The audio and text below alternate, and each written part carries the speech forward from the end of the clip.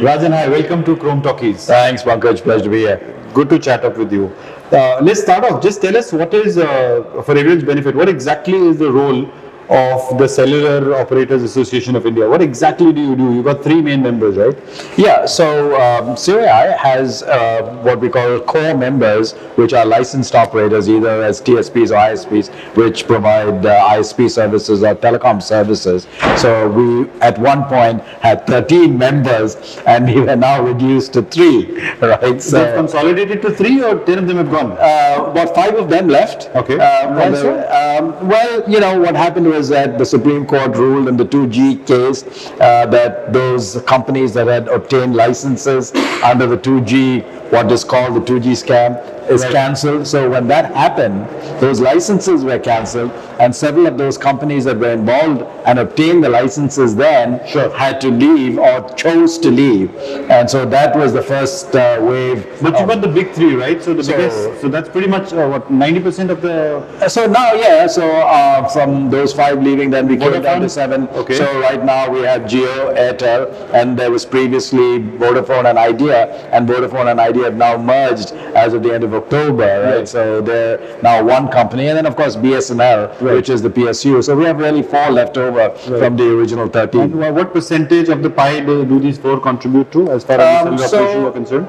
If you look at the share, what we call the market share, the revenue market share, it's almost sort of equivalent, but now since the merger took place between Vodafone and Idea, they are the largest. They have about 30% market share or so, and then right behind them is what we call Airtel. Airtel has somewhere in the 25% or 25 to 30% market share, and Jio comes up right after that with at about 18 to 20%. So now they're all kind of inching to a equal market share as they go into the competitive landscape. Right. So, without sounding pessimistic, the industry at this point in time is almost in debt of 7.7 lakh crores, if I've got the figure right. So if that number is right, how are we contemplating on 5G, where 4G itself seems to be facing challenges, right? So we get 4G and suddenly it goes away. So how far are we on 5G? And what's the industry, what's happening on the 7.7 lakh crore debt that the industry is on right now? Yeah, so Pankaj, if you look at the genesis of the 7.7 lakh debt, it happened principally after the Supreme Court said that all spectrum had to be auctioned. So we went through several rounds of auctions, and because the supply of spectrum was constrained and companies had to buy back their original spectrum just to stay in business, so the price went up. Okay. So the prices went through the roof just so that you could get back your spectrum to stay in business. So as a result, that then got exacerbated by a legacy sort of arrangement where before auctions, companies paid as you went for the use of spectrum. So what that meant was around about 2000 and so, the government, when the industry was in a similar problematic situation, the then Honorable Prime Minister Mr. Vajpayee said, okay, we don't want your upfront payment, we'd rather that the industry grow for the benefit of the consumer. So they said, okay, pay as you go. For every rupee that you earn, you give us 15%. So that was fine. Instead of an upfront fee. Yeah, exactly. And so what that allowed was a ability of the companies to manage their operations without incurring a significant amount of debt. So whatever debt was taken was really invested in your network.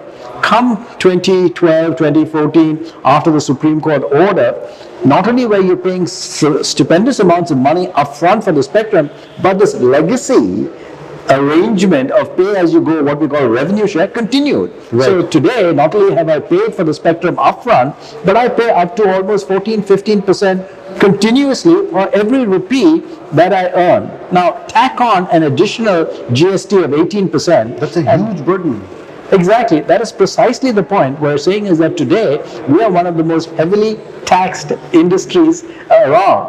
And so that has exacerbated the situation. And so most of the companies are now in a loss-making situation. Right. So what's the role of COAI? So you're talking to the government, trying to get some subsidy, some relief to get rid of the 7.7. How do you take this forward?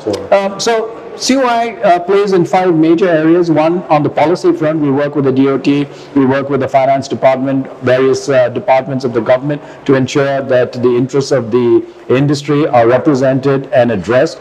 We do representation in front of the TRAI, who is the regulator, in terms of issues that come up, so net neutrality, call drops, tariff issues, all of the things that we will again represent, interconnect, all of those types of issues. We usually represent the industry before the regulator. We also conduct litigation on behalf of the industry when the industry feels that they need to go to the courts. We do litigation. The 4th area is standards. We are a very heavily standards-driven entity and industry, so we represent the industry in various forums around the globe. And finally, we do skills development for the industry. So these are the 5 major areas where we work on behalf of the industry. Wow, that's good to know. So tell me, the launch of Jio, I'm sure you've answered that many people now. You must be answering that on a daily basis.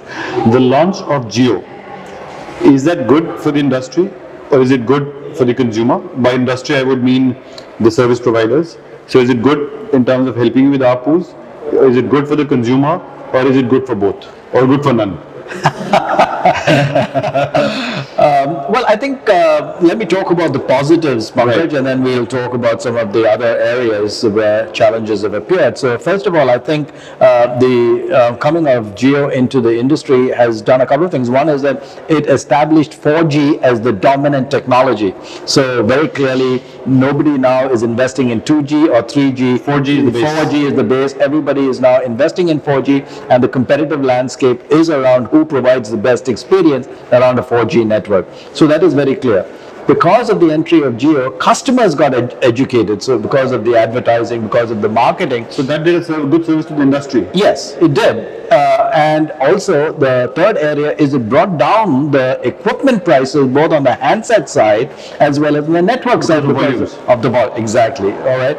So these benefits were really there. And of course, the affordability factor, right, came down. So those were the 4 major benefits that came to the industry. And of course, if one were sort of skeptical and say, that consolidation also happened. Whether that's good or bad, the industry believes it's good because in a 7 or 10 marketplace, nowhere does anybody make profit anywhere in the globe. So globally, if you look, all of these operators have shrunk to about 2 or 3 major operators in any market, and that's where we are today, and we think that that's beneficial. What are the challenges? I think we've gotten into a situation of hyper competition where because of the necessity to gain market share or whatever the company's aspirations are, I don't really believe, and many support this notion, that the pricing is sustainable because yes, you have a new entrant like Jio coming in, yes, they have certain benefits, but understand that legacy companies were forced,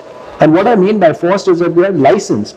So till 2014, when we had to rebid for the spectrum, we could only offer 2G GSMA service. So therefore, if for 20 years you've been forced by virtue of your license to provide 2G services, what we call GSMA services, when a new competitor comes in and has a 4G network, all right, you have to provide for an orderly transition, because I can't turn off the switch and say, hey, listen, I've got 600, 700 million customers. Sorry, your phone doesn't work. Much as what happened on TV, right? There was a certain date which said, no, you've got to get a set-top box, and if you're not compliant, So now, that couldn't happen in an industry where you've got close to 1 billion plus connections, right? So that caused this friction in the industry, and obviously that has led to financial distress for a majority of the players.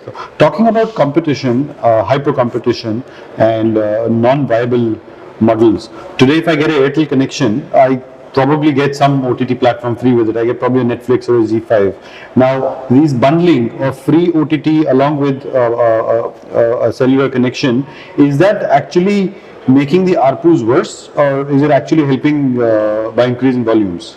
So I think it has decreased in a sense the ARPU, but not because of the applications that are being bundled. I think what has happened is that as a result of the bundling and of the provision of these applications, the average consumption per operator has gone from half a gigabit to 9 gigabits. So the volume has, quadrupled almost, right, as a result of where we are. And as a result of people streaming Netflix and all of these types of applications. That's the good news side. What we haven't been able to do as an industry is monetize this increase in volume. Sure. So we are still paying less than 10 rupees per gigabit. Right. So, and that's the challenge. So I think if we can get the pricing of this thing right, I think the industry can get back to good health. I was going through an article between fans and phones. So I believe there are more phones than fans. Right? There are more, I'll tell you, There are more phones than fans. There are more. So there's some 70% fans, and I think the number on phones is higher today, right? What's driving that growth? So I think Phones are beaten fans. That could be a good thing. Phones are having fans. I think they've even beaten toothbrushes, for example. So that's the other metric that may be useful. But the point is that as a result of 4G now becoming the dominant sort of network, the price per unit of the handset today, our friends at Jio are giving you an almost free handset. Right? You can pay $1,500 and you get your $1,500 back. Right? So I think that has triggered a whole new wave of demand for either a high-end feature phone or a smartphone. So today we ship out close to 35 million handsets a month. Wow, that's a huge number. And I'm sure the fans are less than the phones again. Right? So what's driving it? Low-cost smartphones, low-cost internet, or social media? What's causing this explosion? I think Pankaj, I think the single factor, if one were to look at listing them, would clearly be the reduction in price. Right. So we've been reduced from 1 gigabit being priced at close to maybe 600-700 rupees to $10. Yes. So you can see the sensitivity, the elasticity, as we call it, of demand for this. And so the demand, as I said, has gone from half a gigabit to 9 gigabits. So clearly that was driven by pricing. Now, once pricing kicked in, people were not afraid to continue to go to the various networks and internet and start downloading movies and seeing it, because there was no penalty with 9 gigabits of thing and unbundled, if you will, or bundled 30 gigs of usage a month for the average user, right? There was no what we call sticker shock.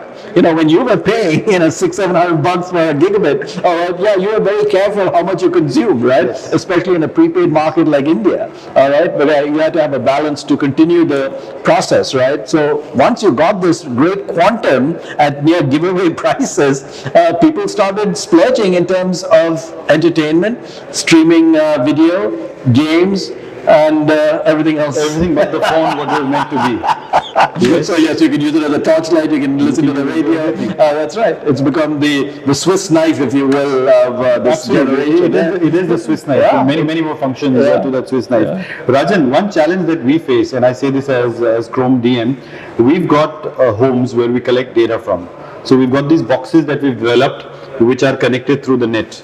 And what the box does is throughout the day it collects a lot of data, and then we send a command from our servers to the box to flush out the data into our servers. So we need about 5-7 minutes of continuous connectivity for that transfer of data to happen.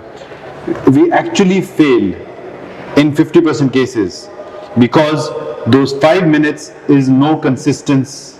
There is no consistency on the net, right? We do not get 4G. And what's the solution to that? Because this is across the country. It's not specific to any service provider. It's not specific to any market or city. But the signals are not continuous for 5 minutes. They drop and they go. That is a challenge, Pankaj, again, because we are still in transition from moving from 2G to 3G to 4G, so there'll be spottiness, because again, what we find is that 65% of the population still has only a feature phone. They don't have a smartphone, so they're still on 2G and edge type technology. So tomorrow you can't switch them up. So unfortunately, you're in the worst of all places where you have multiple technologies on a single network. Most other parts of the world, at most, you have just two. and you go to places So you like invest Korea. in one technology. In this case, you have to cater to multiple audiences. Exactly. So that's a challenge. And remember that I have limited bandwidth, right? There's only so much spectrum that I have compared to the rest of the world. Today, the average operator in India has about 35 megahertz of spectrum. When you look at the rest of the world, it's 60, 70, 80 megahertz of spectrum. And look at the density of population we have. So I think this is a real challenge for our networks. And so this is why the operators constantly talk about the requirement for additional spectrum at reasonable prices. One of the things that you could look at is the time of day when you begin to start downloading. It's random throughout the day, and we have tried to identify the time bands which are good or bad.